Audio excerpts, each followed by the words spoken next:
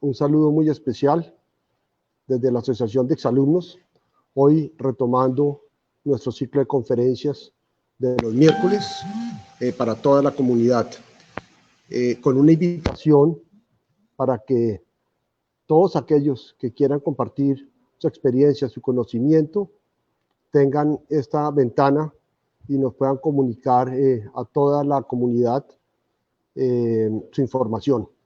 Hoy tenemos a un invitado muy especial, exalumno del 87, es abogado de la Javeriana, con especialización en Derecho Comercial de la Universidad de los Andes y en Derecho Procesal de la Universidad del Rosario. Tiene un MBA de American University. Ha participado en varias juntas directivas, consultor, asesor jurídico de varias empresas del sector real y hoy es el superintendente de sociedades.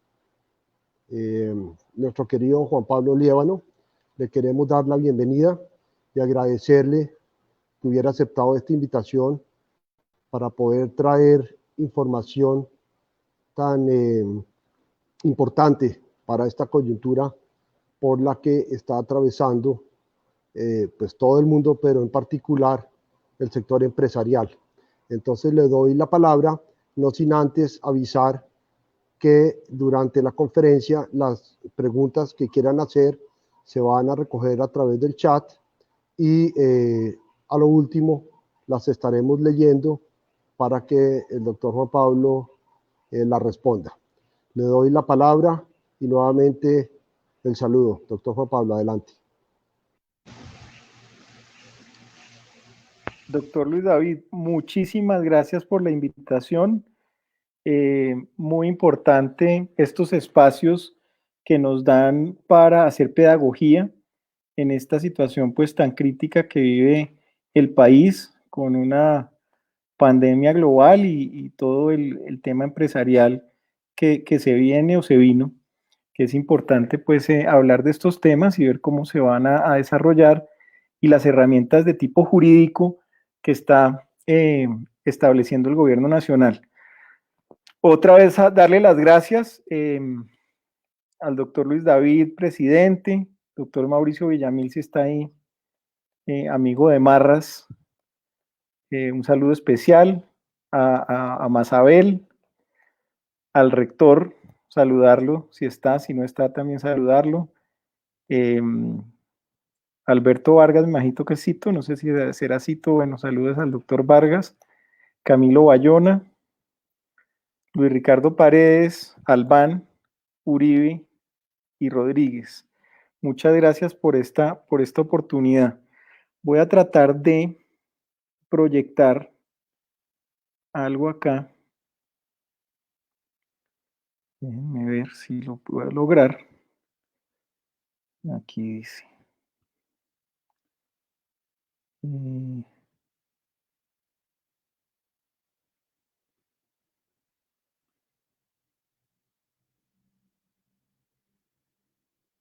A ver.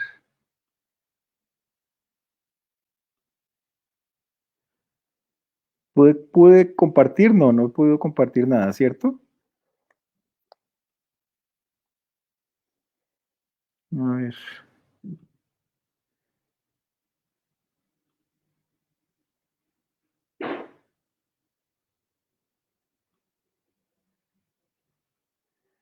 Ventana de aplicación.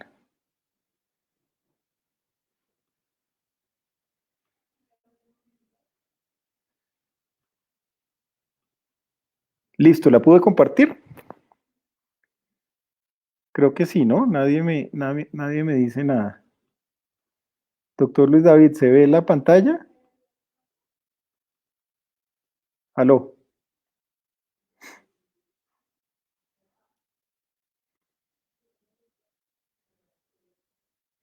Bueno, ahí se está compartiendo la pantalla. Básicamente, lo que trato de compartir aquí es lo que llamamos el mapa de insolvencia, con corte a 31 de diciembre del año 19.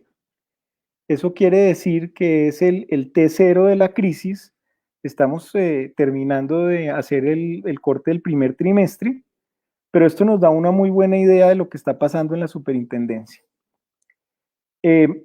Empiezo compartiendo esta imagen, que es la imagen de las solicitudes de insolvencia del año 14 al año 19. Empezamos con 576 solicitudes año 14 y terminamos en el año 19 en 1.272 solicitudes.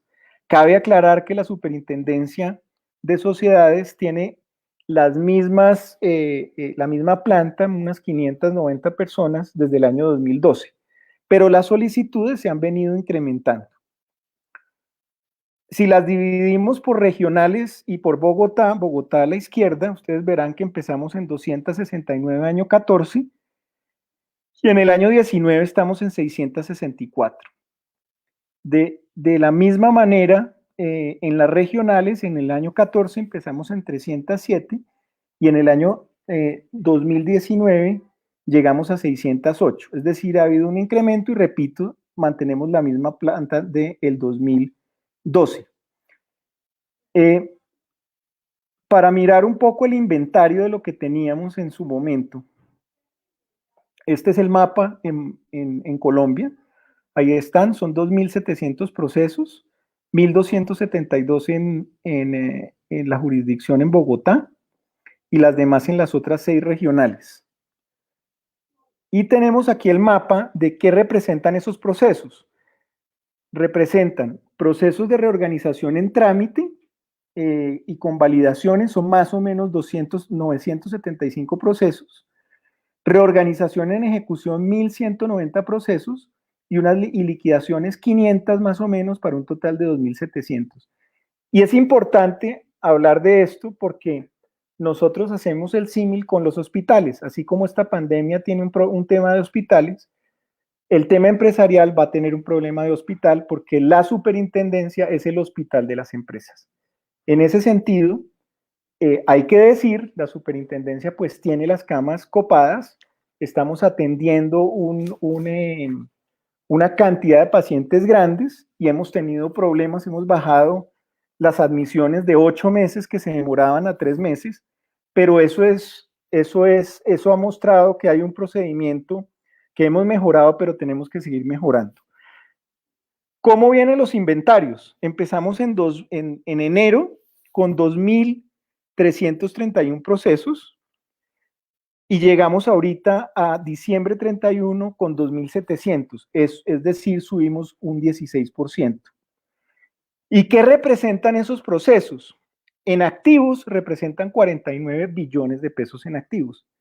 En pasivos representan 40.9 billones, en patrimonio 8 billones y trabajadores 120.000.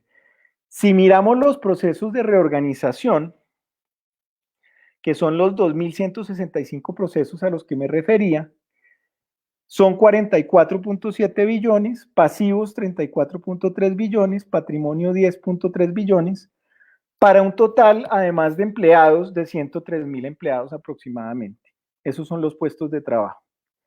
Es decir, la labor de la superintendencia es muy importante. Tenemos unas cosas muy grandes, tenemos que organizar esto pues muy bien. ¿Me oyen mis compañeros de la superintendencia? Luis David. Sí, señor. ¿Quiénes están ahí? Yo lo estoy oyendo, doctor Levano. Yo también. Bueno. Voy a ver. Bueno.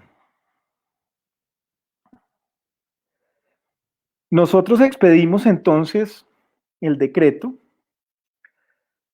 Expedimos el decreto, la presidencia, el decreto 560. ¿Y qué es lo que pretende? Pretende crear un ecosistema de recuperación empresarial amplio y incluyente de preservación de la empresa y del empleo. ¿De qué se trata? Nosotros pensamos, y es lo que siempre hemos creído, es que la empresa el empleo no se puede concebir sin la empresa. Si nosotros protegemos la empresa, vamos a proteger el empleo, y por eso necesitamos tener, perdón.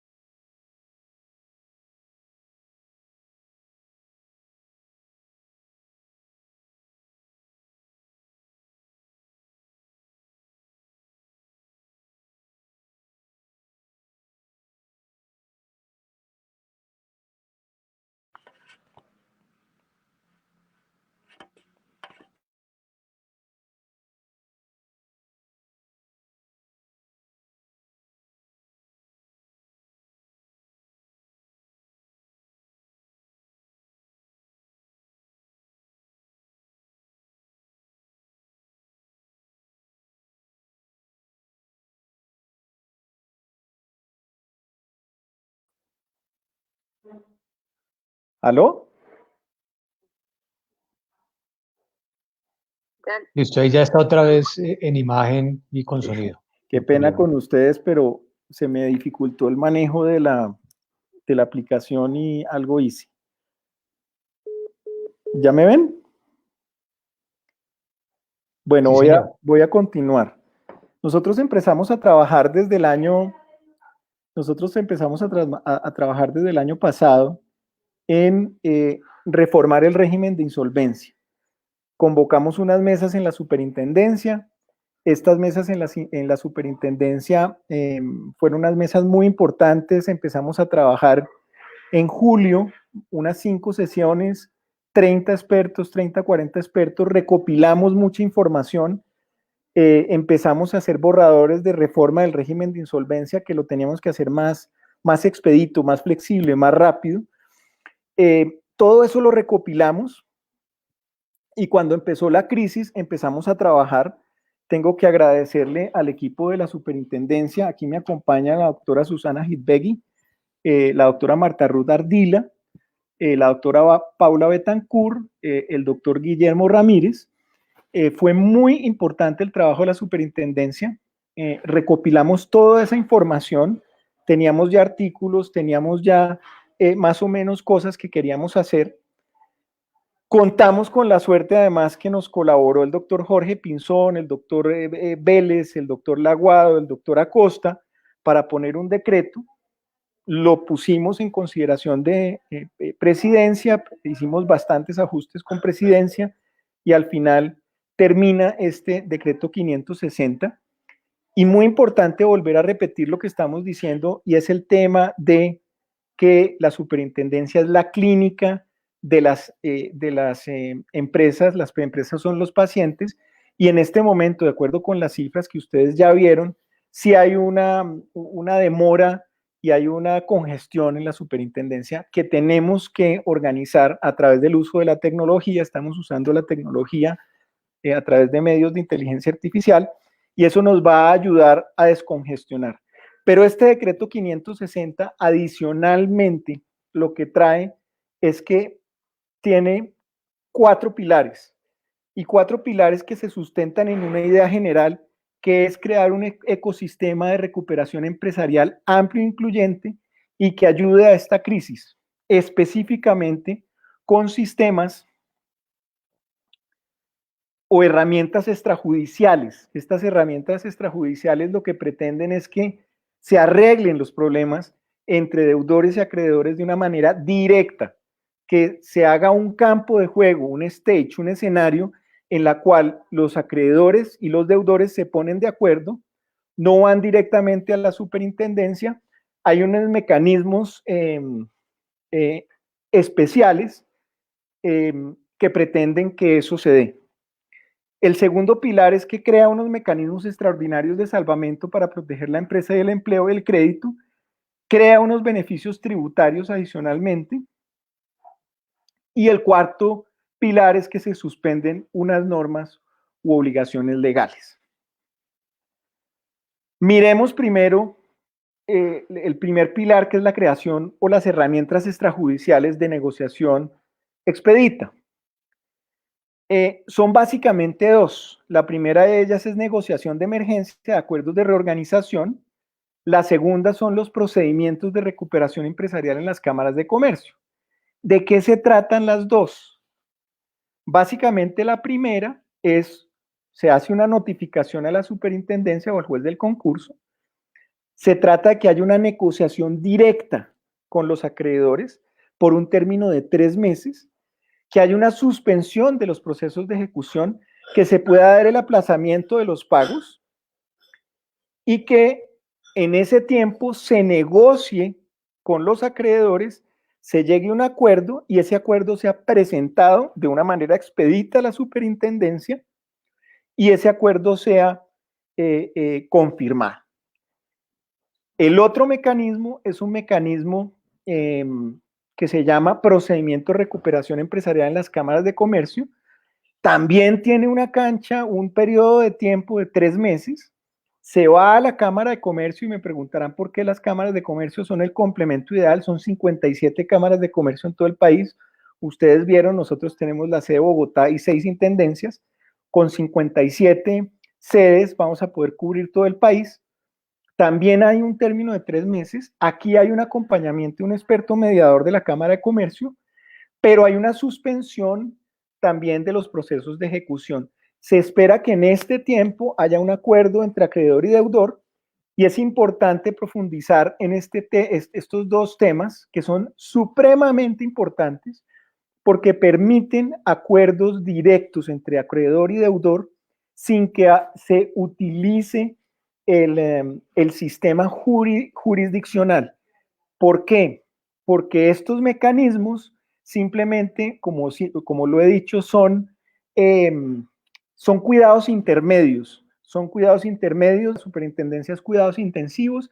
En la medida que vayamos a esos mecanismos que son expeditos, podremos sacar del tema judicial a los deudores y que simplemente se arreglen sus problemas directamente.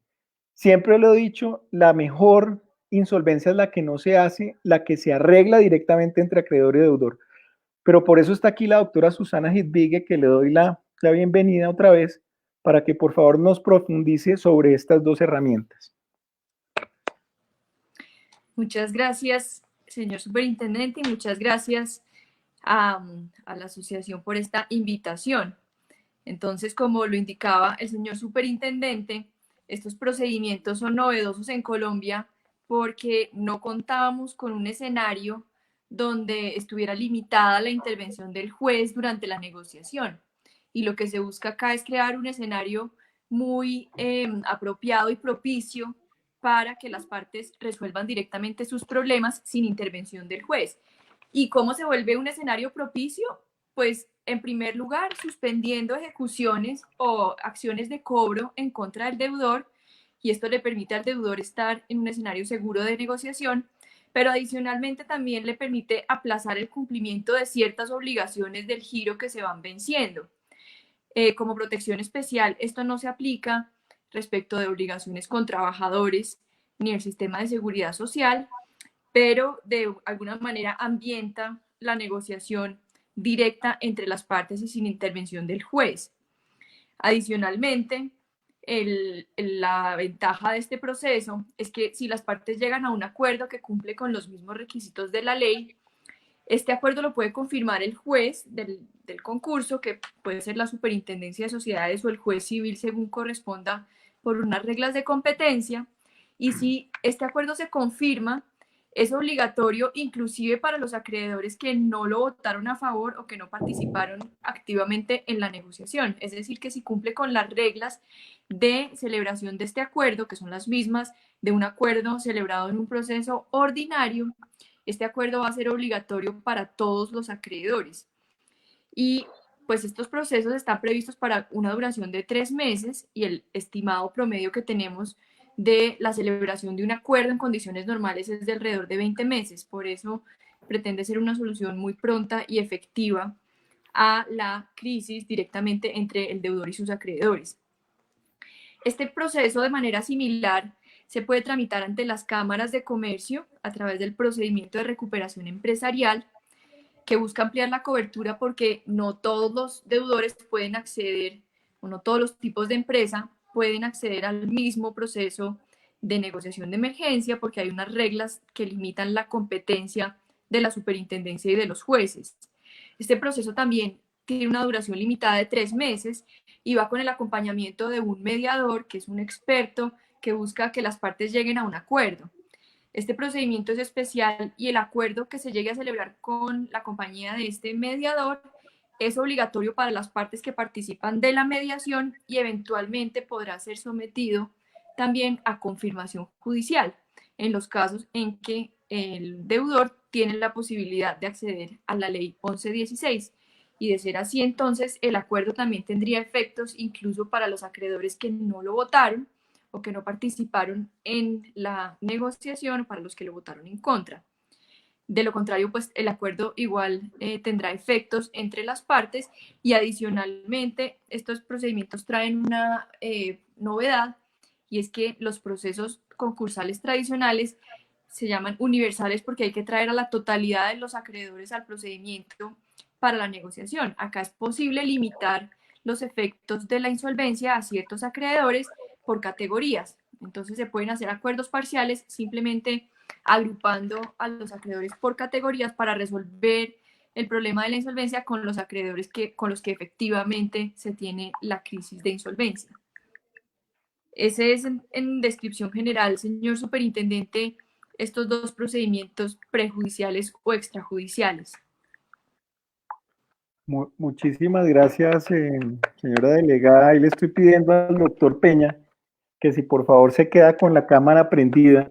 Con eso sé que hay alguien ahí viéndome y no queda uno como hablándole, ¿no? Al computador solamente, que uno todavía eso lo tiene uno como tema complejo. Entonces, si hay alguno que se quede en la cámara, con eso uno sabe que lo están mirando. Entonces, por favor, la doctora Susana, le agradezco que se quede en la cámara y con eso yo sé que me están oyendo. Bueno, en fin, entonces un resumen rapidito. Notificación para la negociación de acuerdos de emergencia es notificación, es un periodo de 3 meses, se pone un stage, un campo de juego determinado de 3 meses, se suspenden los procesos de ejecución, se pueden aplazar los pagos de administración, se puede además negociar por categorías de acreedores, cosa que es muy importante, y esto lo que hace es que haya un campo adecuado para poder realizar esta negociación. La otra es exactamente igual en cuanto a los 3 meses, es la de cámaras de comercio, la hemos denominado procedimientos de recuperación empresarial ante cámaras de comercio, es un complemento, tiene un término de 3 meses, se da con el acompañamiento de un experto mediador de la Cámara de Comercio. Aquí también se suspenden los procesos de ejecución, no se suspenden pagos, no se puede escoger el tema de los pagos de administración como en el otro procedimiento, y estos dos procesos que son extrajudiciales, yo los llamo extrajudiciales cuando en el de emergencia hay una intervención somera del juez, lo que van a hacer es ayudarnos a poder manejar el tema de los problemas entre deudores y acreedores de una manera mucho más expedita, mucho menos litigiosa, porque es directamente en el tema de emergencia y con un mediador en lo de las cámaras de comercio, en los acuerdos de recuperación. Y la idea es que si se resuelve eso antes del procedimiento judicial, eso va a ser muy positivo para las relaciones comerciales. Tenemos después, en el segundo pilar lo llamamos creación de mecanismos extraordinarios de salvamento para proteger la empresa, el empleo, el crédito. Básicamente son 6 figuras de tipo jurídico o instituciones. La primera es que estamos reduciendo los requisitos formales para la admisión, de manera que los deudores cuenten con una protección rápida del régimen de insolvencia. La idea es que se miren temas contables y financieros, solamente la completitud, solamente que haya un checklist de los documentos que se presentan y simplemente pues que haya una admisión. La segunda institución es permitir el pago de pequeñas acreencias que sumen hasta el 5% del pasivo y permitir la venta de activos no afectos a la operación para cubrir este 5% de pequeñas acreencias sin pasar por la autorización del juez. Esto va a generar una dinámica rápida de la solución ahí en el proceso, pero sobre todo la circulación de recursos en la economía. El tercero es la creación de mecanismos destinados a mejorar la posición financiera y el flujo de caja de los deudores a través de 3 mecanismos. ¿Cuáles son esos mecanismos? El primero es la capitalización de acreencias, que es una capitalización de pasivos mediante la suscripción de acciones. La idea de acciones o bonos con preferencias es lo que yo llamo bonos de riesgo, y la idea es que se pueda tener, que se coja toda esta deuda, todo este problema financiero, se empaquete en bonos de riesgo y esos bonos se pongan a circular en un mercado o que los compre un fondo del Estado. Es una de las cosas que se está mirando y viendo a ver cómo se pueden estructurar esas figuras, pero ya la ley, el decreto 560, trae la posibilidad de que se capitalicen esas deudas a través de capital o a través de bonos. También está la figura de la descarga de deudas. Esto es un tema eminentemente financiero, es mirar cuánto vale la compañía con unos métodos financieros, y si la compañía con los métodos financieros vale menos que el pasivo y el pasivo vale más, la idea es que ese pedazo adicional de pasivo se descargue de manera que pueda seguir la compañía, se restablezca este equilibrio económico patrimonial a través de una configuración societaria nueva, una participación societaria nueva, y pueda seguir la compañía como un going concern, preservando de esta manera el empleo. Los pactos de deuda sostenible, que es la tercera figura.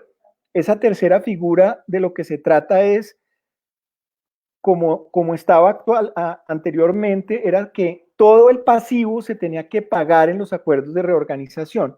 Aquí de lo que se trata es que no todo el pasivo se pague, se puede pagar, digamos, el 70, el 80%, y el otro 20% se renegocia a través de la expedición de títulos, un reperfilamiento de la deuda, se pague por fuera del acuerdo, y esto también puede llegar a funcionar a través de un mercado, inclusive con titularización de estos bonos, para poder descargar este pasivo de las empresas y que las empresas continúen, puedan pagarlo obviamente a largo plazo y continúen generando su dinámica empresarial para conservar el empleo. El cuarto mecanismo, que es básicamente la generación de incentivos a través de prelaciones y garantías, la idea es que el dinero fluya para poder hacer los acuerdos de reorganización, que se den prelaciones.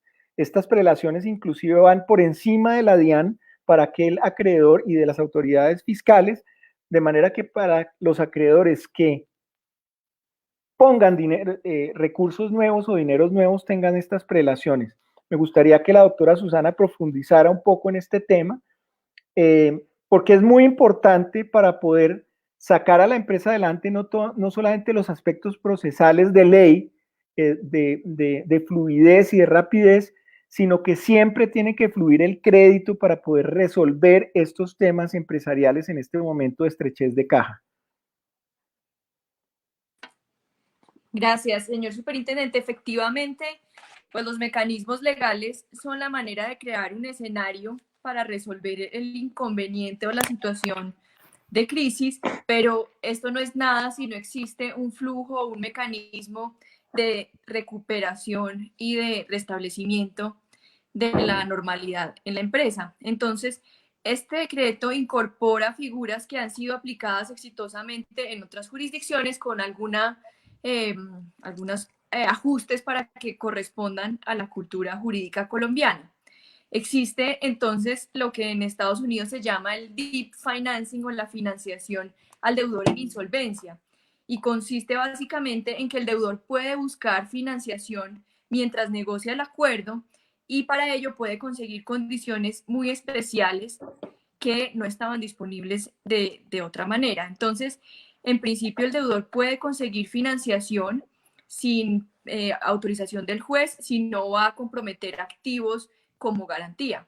Sin embargo, si el deudor encuentra que no es posible conseguir financiación sin comprometer sus activos, entonces puede acudir al juez para que el juez autorice que otorgue, por ejemplo, una garantía mobiliaria o una hipoteca sobre sus propios bienes.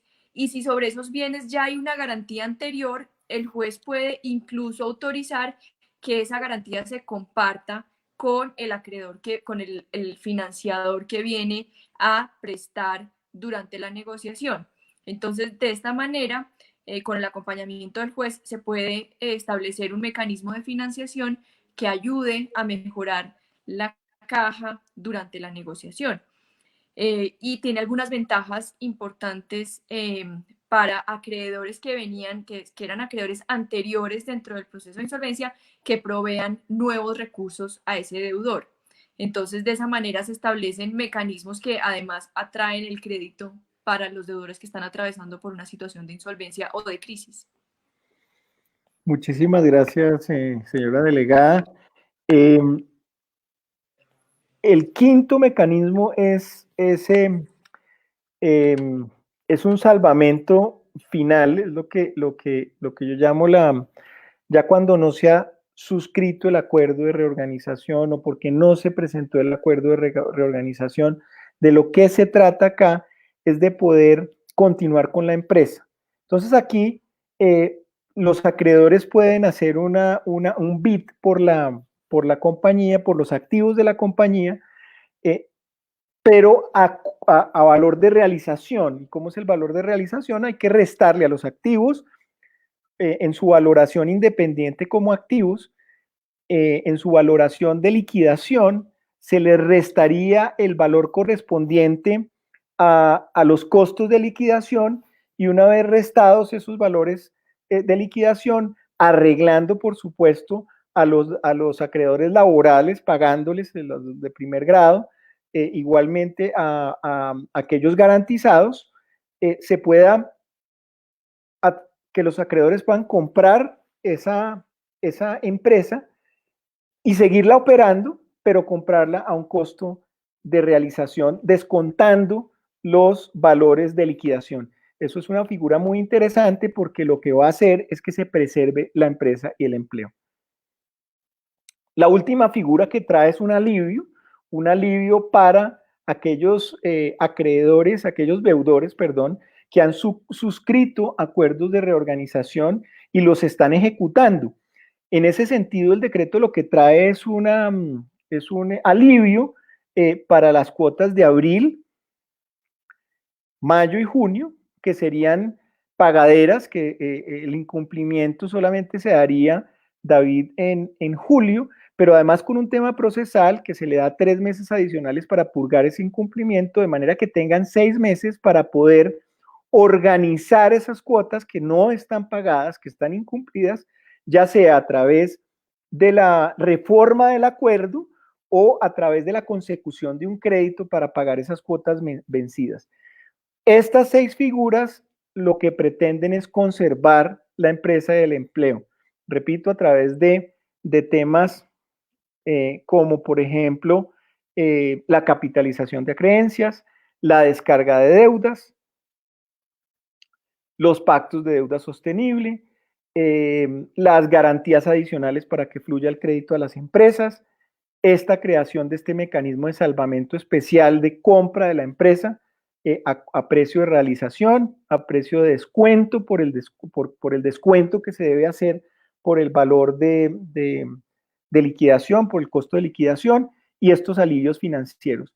La tercera o el tercer pilar del decreto es la suspensión de normas y obligaciones, perdón, ese es el cuarto. El tercero son las medidas tributarias.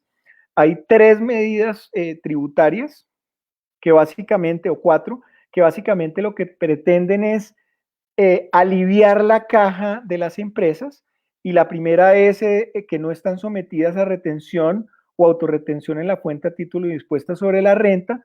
La segunda es que hay una exoneración de liquidar y pagar el anticipo de impuesto de renta. La tercera es un tema de IVA, de la retención en la fuente a título de impuesto sobre las ventas IVA al 50% para manejar la cuenta corriente de IVA de una mejor manera.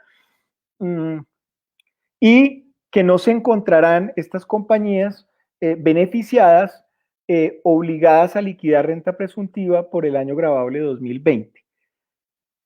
El último pilar es el pilar de la suspensión de normas y obligaciones legales.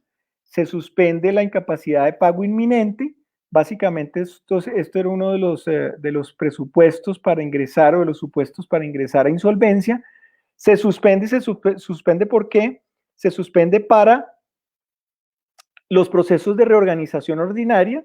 La idea es que esta incapacidad de pago inminente sea el presupuesto para que vayan a los mecanismos de emergencia, de negociación de emergencia, o los de recuperación ante Cámara de Comercio, y allí organicen su posibilidad de tener esta incapacidad de pago inminente, reservándose ya el otro presupuesto, que era los 90 días los 90 días de mora, del 10% del pasivo y de 2 o más obligaciones.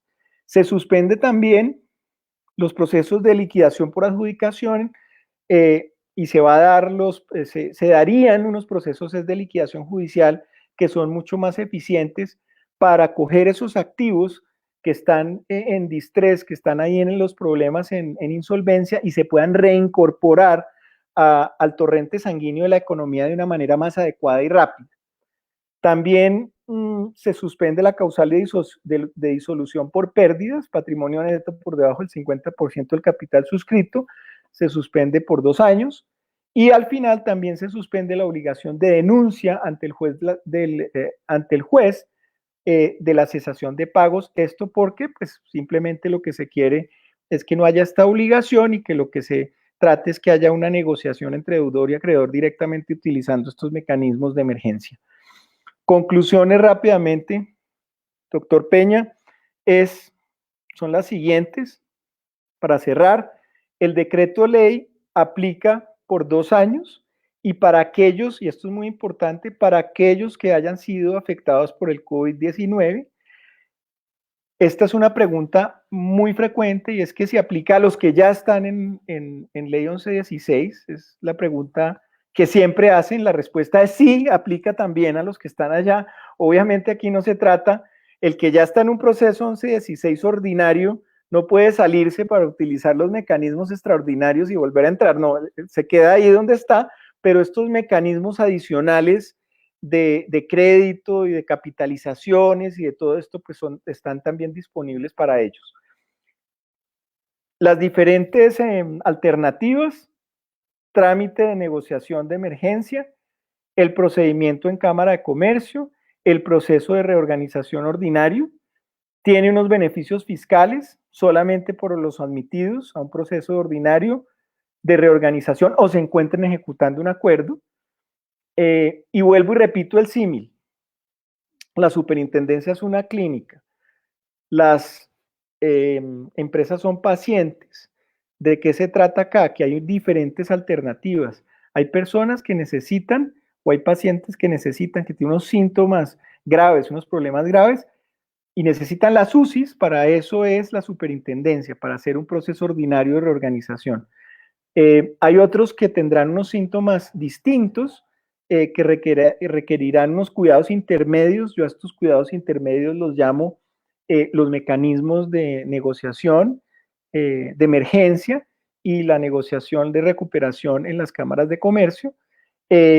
Y por supuesto habrá otros pacientes que no tengan, son asintomáticos, que deberían, o tienen unos síntomas muy débiles, que deberían quedarse o que pueden negociar directamente con los acreedores, que deberían quedarse en la casa y que no deberían activar ninguno de estos mecanismos. ¿De qué se trata? De que haya toda una suerte de posibilidades para que la empresa pueda salir adelante, para que el empresario pueda ir a su insolvencia, pueda organizar su crédito, pueda organizar su pago y regularizar su situación económica. Importantísimo aquí el crédito. Me acompaña el doctor Ricardo Molano. El doctor Ricardo y su delegatura han hecho un trabajo muy grande respecto a poner y hacer pedagogía sobre el crédito que está dando y las garantías que está dando el gobierno nacional en este momento, porque vuelvo y repito, tener estos mecanismos procesales y poder tener estas canchas para negociar es muy importante, pero también se requiere es que haya capacidad crediticia, que pueda haber crédito a estas empresas, garantías hacia estas empresas para que puedan mejorar su situación financiera, tener la caja para superar esta crisis. Entonces, doctor Molano, le doy la palabra para que por favor cuente a la comunidad gimnasiana los créditos y las garantías que está ofreciendo el gobierno nacional. Doctor Líbano, muchas gracias. Muchas gracias, doctor Peña, por la invitación y pues a todas las personas que nos están viendo en este momento. Desde la Superintendencia de Sociedades es muy importante la labor de pedagogía, la labor de poder llevar información en esto organizada, clara, sencilla a los empresarios, y pues ese es uno de los retos que nos hemos puesto y lo que pues les voy a contar en mis cinco minutos de presentación. Había una pregunta que hacía Luis Felipe Bonilla, que ahí está en el chat, y es la pregunta de cuáles son esos mecanismos de financiación que está ofreciendo el gobierno en este momento, precisamente para que se pueda irrigar el crédito a las empresas. Y en eso me va a permitir compartirles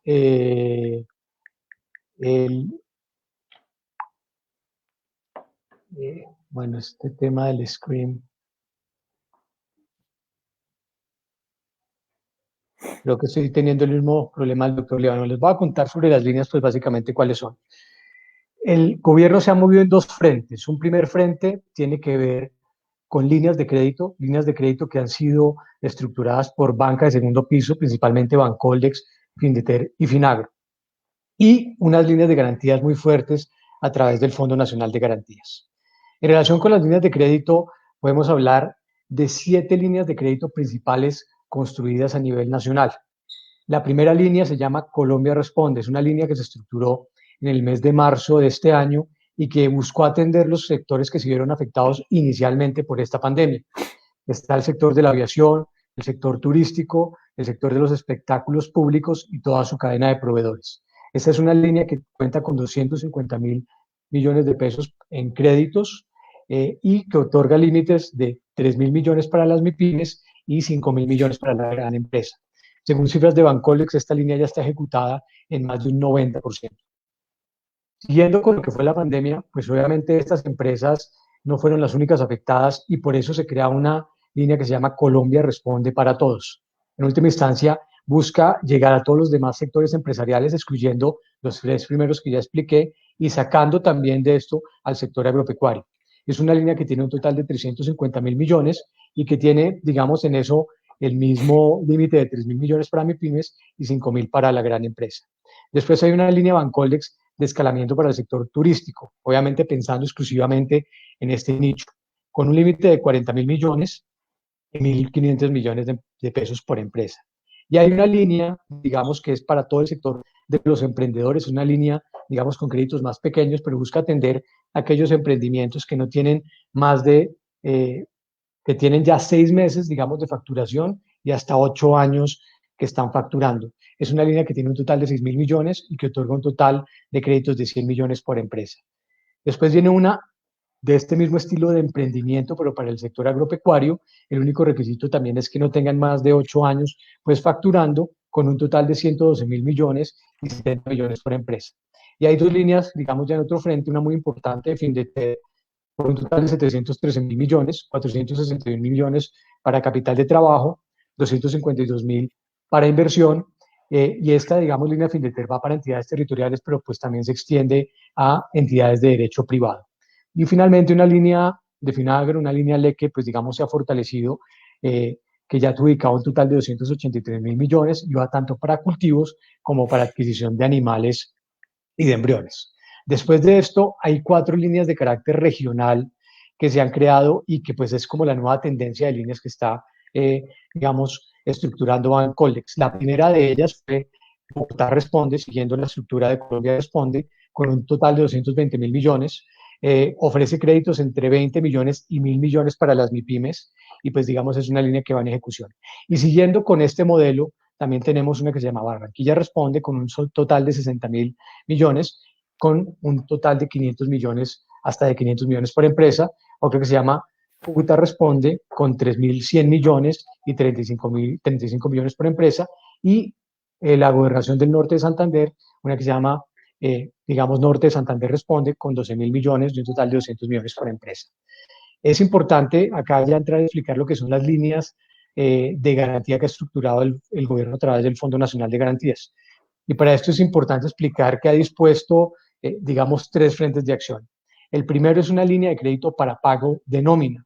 Es una línea, digamos, que se hizo en 2 tramos. El primer tramo fue muy activo durante el mes de abril. Se estructuró con un total de 6 billones. De esa línea ya se ha ejecutado más del 85% y va a venir una segunda línea con una capitalización que va a hacer recientemente pues, el gobierno al Fondo Nacional de Garantías. Lo bueno de esta línea es que otorga un beneficio de cobertura del 90% y ofrece créditos para las MIPYMES, divididos así, para microempresas hasta 25 salarios mínimos legales mensuales vigentes y para las pymes hasta 2.000 millones de pesos.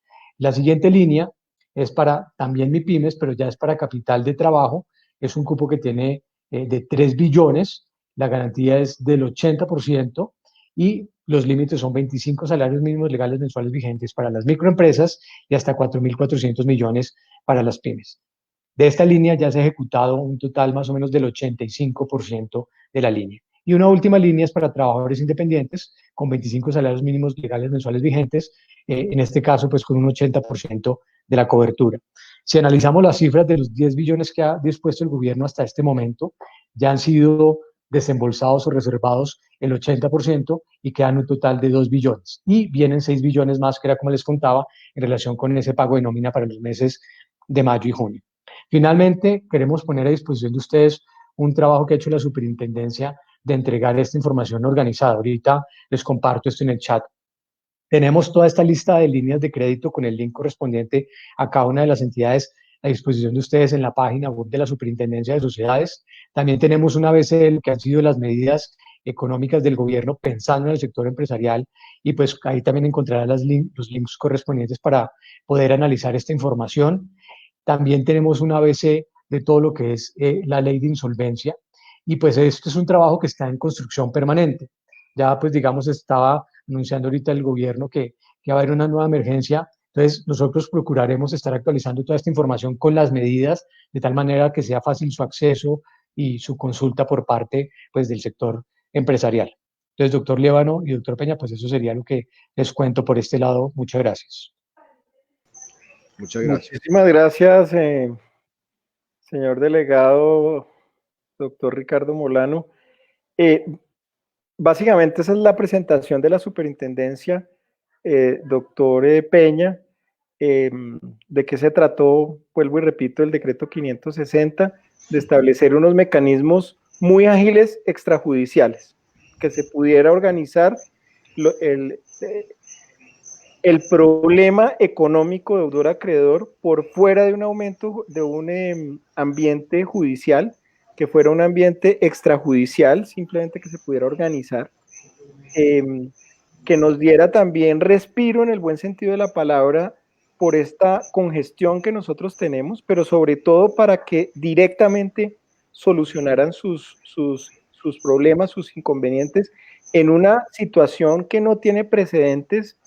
Nunca nos imaginamos, nunca nos soñamos que fuéramos a tener esta situación, y las instituciones realmente, doctor Luis David, y las mismas leyes y las mismas formas como están entroncadas, todos estos sistemas jurídicos no están preparados para esto. Tocó andar muy rápido, el gobierno le pidió apoyo a la superintendencia, la superintendencia elaboró un borrador de decreto, eso se socializó en presidencia, salen estas alternativas, esta legislación con esos dos mecanismos y con esas 6 herramientas que lo que pretenden es poder facilitar la suscripción de los acuerdos de reorganización con esas herramientas que se están creando y poder preservar la empresa y el empleo. Esa concluye la presentación, abierto a las preguntas y a los comentarios, doctor Luis David. Gracias, doctor Juan Pablo. Sí, si usted me permite, leo algunas de las varias preguntas que tenemos en este momento. Entonces, arranco por una que dice: en el marco del proceso de emergencia, ¿existe la posibilidad de que los deudores capitalicen sus acreencias por orden de la superintendencia?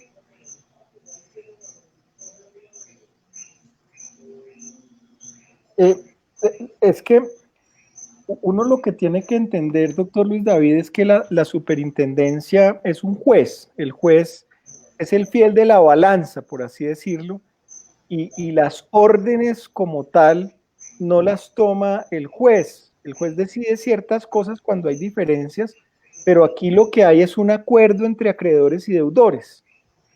Entonces, específicamente para los temas de capitalizaciones, esto es un tema eminentemente voluntario, donde los acreedores pues tendrán que llegar a ese acuerdo, y también en cierta medida para ciertas cosas de quitas y para acuerdos, por ejemplo, para la descarga de activos, pues la misma dinámica del grupo y de los votos de los acreedores y de los deudores, dependiendo de en qué situación están, que se contabiliza o que no, determinará una obligatoriedad, pero eso no lo determina la superintendencia. Perfecto. Acá hay otra que le preguntan al señor superintendente si la causal de disolución por pérdidas aplica para causales de disolución verificadas este año.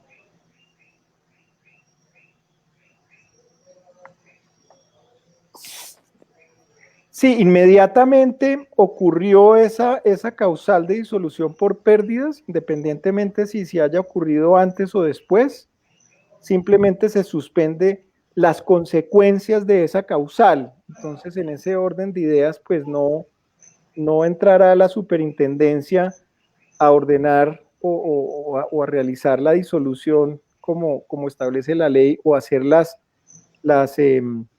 los mecanismos internos de aviso a la asamblea como establece la ley. Es correcto. No importa cuándo haya ocurrido. Ok, muchas gracias. Hay otra de Navas, pregunta: hay un deudor común, supongo que es un acreedor más bien, en todos los procesos, y es la DIAN. Y la DIAN tiene algunas rigideces que dificultan la viabilización de acuerdos. Ejemplo, no pueden diferir mucho las retefuentes. ¿Han pensado algo distinto en ese sentido?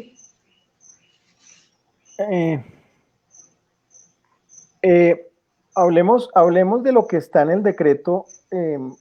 Hay otras medidas que no están en el decreto, pero de las medidas que están en el decreto precisamente está la de la retención en la fuente. Okay. Precisamente está la de la retención en la fuente, porque hay una norma que está ahorita que la idea es que se pida una devolución. Aquí no, aquí es automático en el sentido de que simplemente no hay retención en la fuente. Entonces eso se alivia la caja de una manera grande. En cuanto a la negociación de la DIAN, el decreto reglamentario pues trae una una mención referente a que la DIAN pueda negociar multas e intereses. Obviamente la DIAN no puede negociar capital, ahí como está redactado en el decreto y se podrá, pero puede en la medida que lo pueda hacer legal y constitucionalmente, pero eso tendrá que ser parte de un decreto reglamentario para poner de una manera más adecuada la negociación que podrá hacer la DIAN en estos acuerdos. Muy bien. Habíamos aceptado que su conferencia fuera hasta las 7 porque sabemos que tiene otro compromiso. Quedan varias preguntas por resolver. Esta presentación queda colgada en la página de la asociación.